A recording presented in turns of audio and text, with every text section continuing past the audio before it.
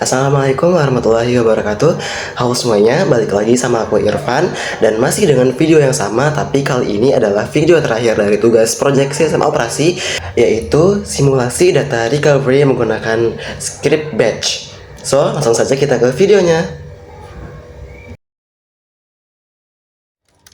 Langkah pertama, buka aplikasi Notepad, lalu kemudian buat file script batch yang berisikan perintah untuk membuat folder yang akan dimasukkan ke dalam simulasi drive D yang berisikan 10 folder, 3 subfolder di masing-masing 10 folder tersebut, dan di masing-masing 3 subfolder tersebut berisikan 6 file dengan ekstensi yang berbeda-beda, yang jika ditotalkan berjumlah 180 file.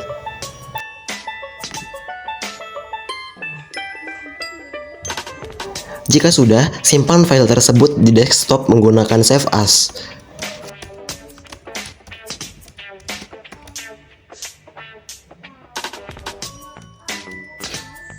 Lalu ubah namanya menjadi 1_setup_simulasi.bat.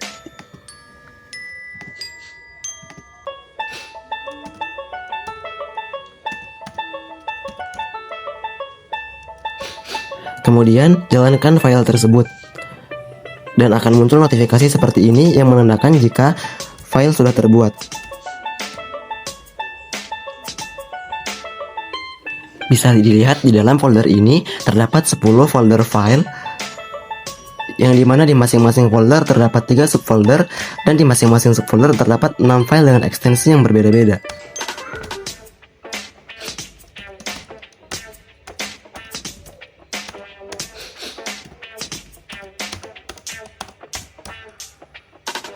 Selanjutnya kita buka Notepad. Lalu kemudian di sini kita akan membuat file script batch yang berisi perintah untuk membackup atau menyalin folder dari simulasi drive D ke folder simulasi drive C.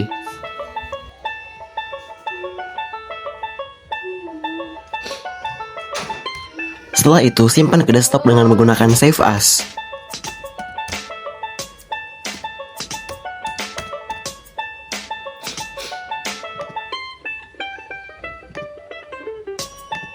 Lalu ubah namanya menjadi 2_recovery_data.bat. Setelah itu save.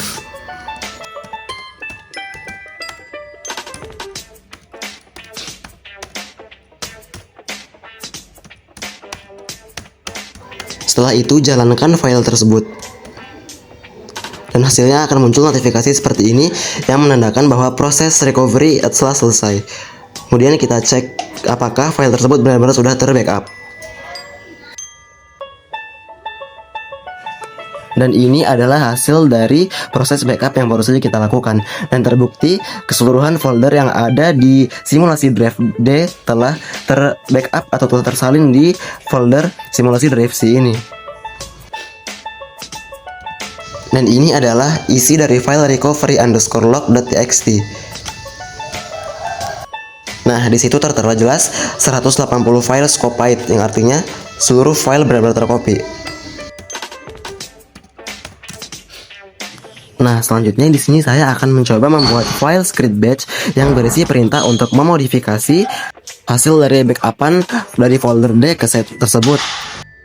Yaitu ketika nanti script ini dijalankan, file yang terbackup hanyalah file yang berformat docs ataupun PDF, dan juga hasil backup tersebut akan terkompres ke format zip.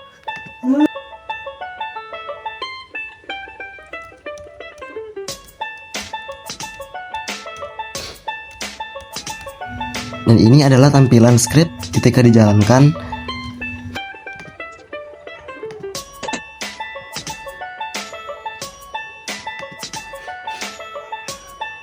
Dan hasil di foldernya akan menjadi seperti ini, dimana ada 2 folder, yang satu sudah terkompres zip dan satu lagi tidak. Dan isinya hanyalah file yang berformat PDF dan juga docs.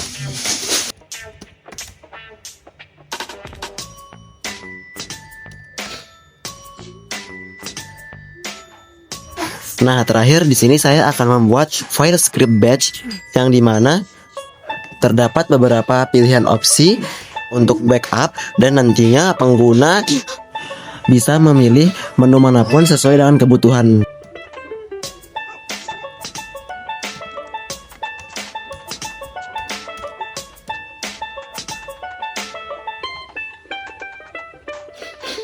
Nah, nantinya hasilnya akan seperti ini ketika di run. Jadi akan ada 4 pilihan yang bisa dipilih oleh pengguna, yaitu selective backup, incremental backup, schedule backup, dan simulasi email notification. Di sini saya akan mencoba pilihan kedua, yaitu incremental backup. Dan hasilnya seperti ini. Nah, jadi incremental backup itu akan membuat backupan file di foldernya tersendiri tanpa ada folder ataupun subfolder yang mengikut. Jadi hanya filenya saja yang akan terbackup. Nah, selanjutnya saya akan main opsi 3, yaitu schedule backup atau dia backup terjadwal. Jadi kita di sini diminta untuk memasukkan waktu. Jadi setiap berapa detik proses backup akan dilakukan. Dan proses itu akan terus berulang per 10 detik.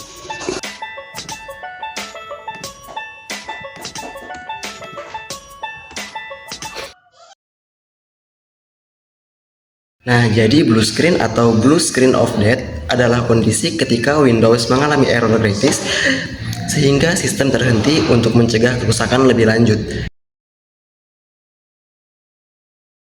Beberapa penyebab yang paling umum yaitu meliputi yang pertama ada kerusakan driver. Driver yang korup, tidak kompatibel, atau versi lama dapat menyebabkan konflik dan juga kernel sistem. Lalu kemudian yang kedua ada kerusakan hardware.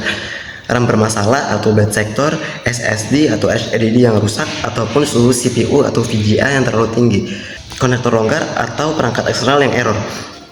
Kemudian yang ketiga, file system Windows rusak. Nah, file system yang korup karena mati listrik mendadak ataupun update gagal. Nah, yang keempat adalah virus atau malware.